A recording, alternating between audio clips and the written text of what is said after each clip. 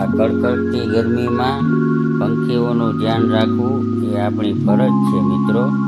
તમારા ઘરની આજુબાજુ પાણીના કુંડા અવશ્ય ભરજો મિત્રો. આ તો એક પુણ્યનું કામ છે. જય શ્રી કૃષ્ણ.